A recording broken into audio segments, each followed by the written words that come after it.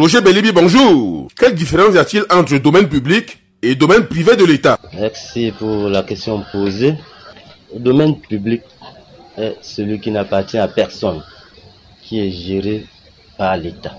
Il y a un domaine public naturel et un domaine public artificiel. Le domaine public naturel, c'est quoi? Ce sont les plages, les flancs de mer, les bords de mer. Ce sont les fleuves et les aires emprises. Ce sont les flancs de collines. Ce sont des talus. Et ce sont des zones où on ne doit pas construire. Le domaine privé de l'État, ce sont les terres qui appartiennent à l'État, où l'État a soit un titre foncier, soit un décret d'expropriation et puis de mutation en son nom, soit un décret d'incorporation dans le domaine privé de l'État, soit là où les édifices publics sont construits. Voilà le domaine privé de l'État qui est différent du domaine public, qui est insusceptible d'appropriation privée, insaisissable, mais il est géré par l'État. C'est par exemple la route. Je prends le cas de la route, le domaine public artificiel. Vous ne pouvez pas avoir un titre foncier sur la route. Vous ne pouvez pas avoir un titre foncier sur la route. Vous ne pouvez pas avoir un titre foncier dans le marécage, dans l'eau. Vous ne pouvez pas avoir un titre foncier sur un talus. Donc, voilà la différence qu'on peut faire entre les deux. Quelle est donc la procédure d'accès au domaine privé de l'État? Il y a plusieurs procédures pour accéder au domaine privé de l'État. On peut accéder au domaine privé de l'État par le canal de l'achat, donc l'attribution. L'État peut attribuer des terrains à une entreprise, à une personne physique, ou alors même à des démembrements de l'État. Là-bas, on va parler, si il s'agit d'une commune, d'une société d'État ou bien d'un établissement public, on va parler d'une cession. Mais lorsque c'est à un individu, on aura une attribution par voie de gré à gré, qui est l'exception, mais qui assure l'équité. Mais le principe, c'est l'adjudication, c'est-à-dire la mise en concurrence. C'est-à-dire l'État fait une offre, il vend des terrains et vous venez soumissionner pour que le plus offrant puisse acquérir la parcelle. Mais le gré à gré, c'est un peu l'équité, la politique sociale du gouvernement. Par exemple, lorsqu'on va promouvoir l'habitat social, si on met en concurrence, ce sont les mêmes qui auront, les plus riches qui auront toutes les parcelles. Alors, pour éviter cela, l'État fait des attributions en gré à gré pour assurer l'équité, pour assurer que le plus grand nombre et les couches vulnérables puissent avoir accès à des parcelles de terrain constructibles. Après l'éclairage fait entre le domaine privé et le domaine public de l'État, quelle est la distinction que vous faites également entre le domaine national et le domaine public? Le domaine national est ce domaine-là qui est celui qui n'est pas du domaine public, qui n'est pas du domaine privé de l'État, qui n'est pas du domaine privé des autres personnes morales de droit public, qui n'est pas le domaine privé des personnes physiques ou des personnes morales de droit privé. Et le reste des domaines, en dehors de ces domaines, du domaine privé et du domaine public, fait partie du domaine national. Donc c'est l'ensemble des terres qui appartiennent à la nation, si on veut schématiser. Mais c'est géré, c'est l'État qui gère ce domaine national. Est-ce que la commune d'arrondissement de Yaoundé 4e peut espérer avoir une parcelle dans une autre collectivité territoriale décentralisée et espérer procéder à sa vente? Naturellement qu'elle peut. Elle peut solliciter. C'est une personne morale. Donc elle peut acheter, acquérir des biens partout où elle se sent capable. Si les conditions sont réunies pour qu'elle puisse accéder à ces biens immobiliers, on va bien la lui concéder, la lui attribuer, la lui vendre. Donc c'est une personne, comme vous et moi. Elle peut aller au marché, acheter. Elle peut s'adresser à l'État. L'État va lui faire une cession, à titre gratuit ou à titre onéreux. L'État peut donner gratuitement pour encourager, mais l'État peut également vendre, soit à la commune, soit même à une autre entité publique. S'agissant toujours des collectivités territoriales décentralisées, sur la route de l'aéroport de Simalène, il y a la commune d'arrondissement de Yaoundé 4e qui veut une parcelle pour livrer l'autoroute et la viabiliser. Lorsqu'une collectivité territoriale décentralisée fait une demande, une telle demande, le projet est examiné. Il y a un cahier des charges sur les emprises de l'aéroport international de Simalène.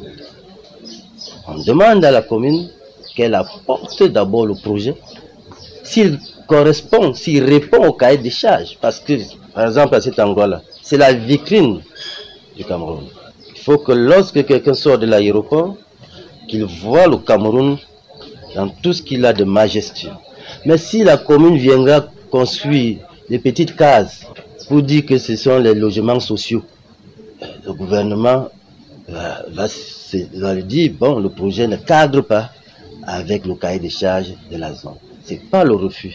Au contraire, systématiquement, nous accompagnons les communes. Monsieur le directeur des domaines au ministère des domaines, du cadastre et des affaires foncières, relativement à l'action d'expropriation des populations à Douala, par rapport à l'affaire d'Ikolo, il y a une terminologie généralement mise en vitrine, celle de la déclaration d'utilité publique. Quel sens revêt cette terminologie? Ce n'est pas une technologie, mais c'est une modalité. Ok, terminologie, oui, c'est une modalité que se donne, c'est-à-dire la déclaration d'utilité publique est un acte de procédure qui conduit à l'expropriation pour cause d'utilité publique. Donc c'est quasiment le début de la procédure d'expropriation pour cause d'utilité publique. Lorsque une administration veut qu'un terrain, qu'un site soit mis à sa disposition par voie d'expropriation pour cause d'utilité publique, elle saisit le ministre en charge des domaines qui va donc prendre un arrêté déclarant les travaux à réaliser d'utilité publique. Et c'est à partir de ce moment-là, sur la base de cette déclaration d'utilité publique, que la commission de constat et d'évaluation va effectuer ces travaux de constat. On va d'abord délimiter le périmètre concerné. Ensuite, on va recenser tous les biens qui se trouvent dans ce périmètre pour identifier les propriétaires de ces biens, et tout le dossier ainsi fait sera acheminé au niveau du ministère des Domaines, du Cadastre et des Affaires foncières par l'entremise du président de la commission de conseil d'évaluation, qui est généralement soit le préfet, soit le gouverneur, soit même le ministre des Domaines, du Cadastre et des Affaires foncières. Cela dépend que ce soit au niveau départemental, au niveau régional ou au niveau national. Une fois que ce dossier technique et ce dossier administratif est élaboré et acheminé au MINCAF, le projet de décret d'expropriation, d'indemnisation et de classement, le cas échéant, sont élaborés au niveau du MINCAF sur la base des éléments qui ont été fournis par le rapport de la commission de conseil d'évaluation.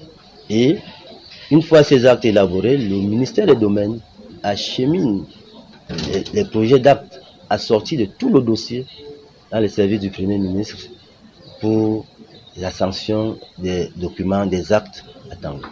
Une fois que ces décrets sont revenus, sont signés et revenus, à charge pour le MINCAF de notifier aux bénéficiaires et aux préfets afin que soient mobilisées les ressources nécessaires pour le paiement des indemnisations. Et afin qu'on puisse faire en sorte que le bénéficiaire puisse entrer en possession effective du site exproprié. Et ceci devrait se faire après avoir indemnisé les victimes. Mais si le projet est urgent, on peut anticiper sur les travaux en différant le paiement des indemnisations. Après la phase de l'indemnisation, les populations déguerpies peuvent revenir après combien de temps? Lorsque la parcelle a été expropriée, elle est expropriée. Les populations ne peuvent pas revenir. Il n'y a pas un temps après lequel les populations reviennent. Sauf si il y a eu peut-être un reliquat, l'État on a fait un lotissement domanial et l'État attribue. Parce que le terrain appartient désormais soit à l'État, soit à l'organisme pour lequel l'expropriation a été opérée. Donc il n'y a pas un temps après lequel les populations peuvent revenir. Mais cependant, en ce qui concerne la DUP, la déclaration d'utilité publique, elle est valable pour 2 ans. on peut la proroger pour 1 an et après elle devient caduque.